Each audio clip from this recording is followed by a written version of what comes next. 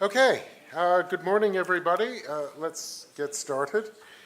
My name's Jonathan Cave, and I wear a couple of hats in this regard, and I'll just put them on the table so if I say something peculiar, you'll know the reasons behind it. As the program says, I'm a senior research fellow at RAND Europe, and I used to be at RAND in the United States. So I do work across a wide range of policy areas and policy clients. But I'm also at a university. I'm at the University of Warwick, where I run the Mathematics and Economics degree course.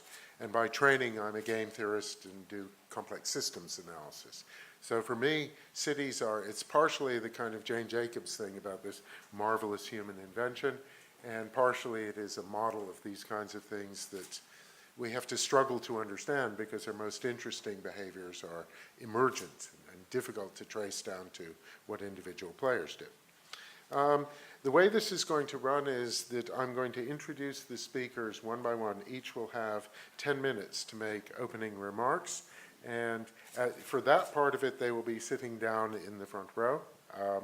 After that, we will summon them all up and we will have a panel debate.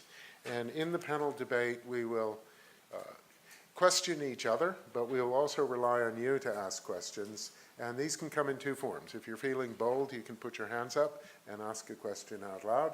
If you're feeling less bold, there are cards that you can fill in, and the questions will come up as it works on programs like Question Time.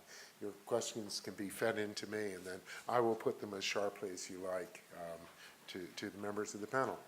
When people speak, they have to speak here. When the panel members speak, they have to speak here because this is being filmed and recorded. Now, everything that happens today is in the open, so it's not Chatham House rules. We are making a recording. It will go on the web. There are also journalists present in the room in case that matters to people.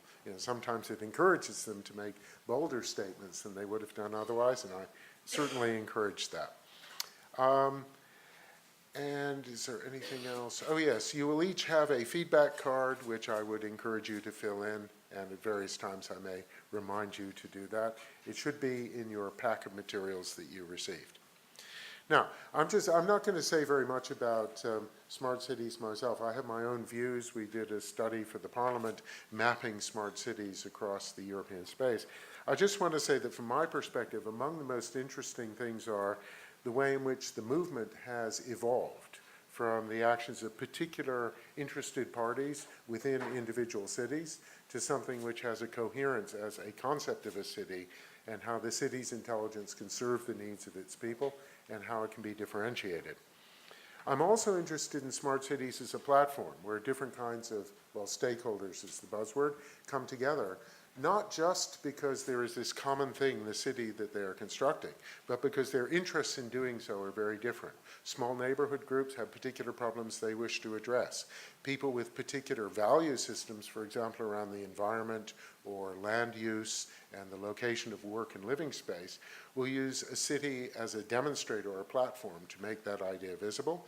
And strategic industrial providers, particularly high-tech industrial providers, will engage with smart cities either as applications of technologies they already have or as a way of developing not just technologies but business models which can then be transplanted to other places and other markets.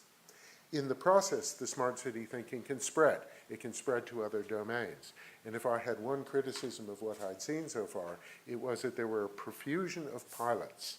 And each of these pilots offered an interesting set of examples to other cities that might wish to become smart.